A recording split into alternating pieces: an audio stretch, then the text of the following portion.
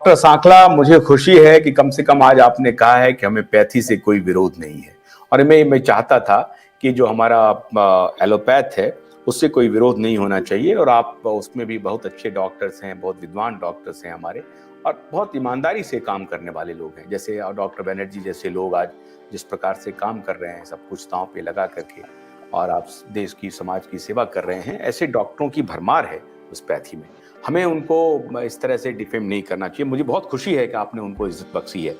लेकिन डॉक्टर बनर्जी, मैं हैरान हूं डॉक्टर बनर्जी कि हमारे सनातनी प्रधानमंत्री, और अभी जब मैं रिसर्च कर रहा था तो रिसर्च के दौरान मैं हैरान हो गया, और जब मैं उसको इस डॉट्स को जोड़ रहा हूं डॉक्टर बनर्जी कि ये स्मार्ट सिटी का प्रोजेक्ट का क्या मतलब है, ये डिजिटल करेंसी का क्या मतलब है, डिजिटल लेन देन के ऊपर 15 लाख करोड़ 8 लाख करोड़ का ट्रांजैक्शन का कल वो रविशंकर प्रसाद जी ठोक रहे थे।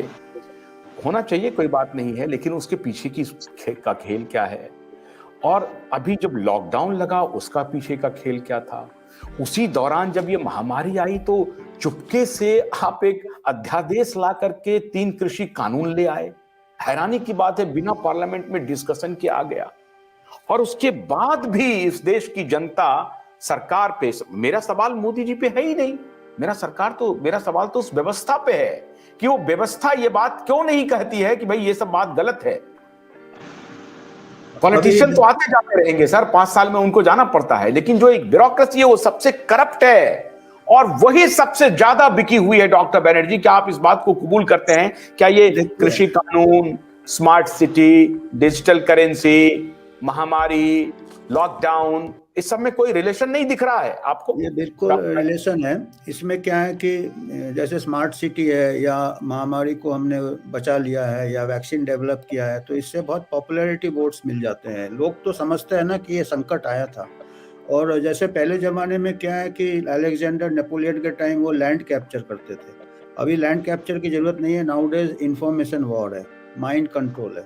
तो माइंड कैप्चर करते हैं जो आजकल के जो भी इनको ग्रेट अलेक्जेंडर के जो रीइंकार्नेशन है, ये रॉकफेलर या बिल गेट्स, ये अलेक्जेंडर के स्ट्रेटजी है बॉर्डरलेस आदान प्रदान, बॉर्डरलेस ये भी मालूम होगा आपने, बॉर्डरलेस सर्विलांस, सब कुछ बॉर्डरलेस। हाँ, आपने जैसे क्लॉस शॉप का नाम लिया था, आपको ये भी मालूम होगा इनका एक यंग लीडर प्रोग्राम है।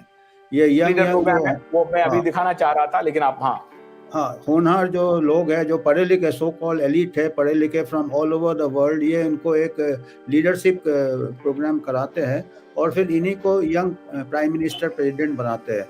अभी आप देखेंगे जितने यंग है, कनाडा का प्रेसिडेंट है, न्यूजीलैंड की जो है लेडी है या ऑस्ट्रेलिया की है, ये सब यंग लीडर प्रोग्राम में है। तो हमारे इंडिया में भी ऐसे कई यंग लीडर्स ट्रेंड होंगे या माइंड सेट उनका वैसा होगा। और ये एडवाइजर होते हैं। अच्छा, प्रधानमंत्री को शायद नहीं मालूम हो, क्योंकि मेरे को 3 साल पहले नहीं मालूम था, जैसे डॉक्टर सांकला कह रहे थे, तो मेरे को भी कभी ऐसा शक नहीं हुआ कि ये सब इतना ज़्यादा गड़बड़ है। पर जबकि क्योंकि ये मेरा फील्ड था पैंडेमिक, तो इसमें मैंने जब देखा कि इतना चीज़ गलत हो रहा है, तब मैंने गहराई में गया, तब मैंने देखा कि ये सबका कनेक्शन है। तो तब मैंने थोड़ा और आप लोगों का जो डिस्कशन सुना या जो भी उससे मेरे को पता चला कि अब मेरे को भी, मैं सोचता हूँ कि मैं भी पढ़ा लिखा था, इतना था, मेरे को तक नहीं मालूम था ओपन माइंड लेके, तो मैं प्रधानमंत्री या बड़े बड़े सीनियर लीडर को शायद सही में जानकारी नहीं हो। और अभी तो ऐसा है कि एक बार वो भंवर में फंस जाते हैं, उसमें से निकलना मुश्किल होता है, क्योंकि ये तो मजबूरियाँ चारों तरफ हो जाता है। इकोनॉमी डाउन हो रहा है, इकोनॉमी को या तो आर्टिफिशियली एक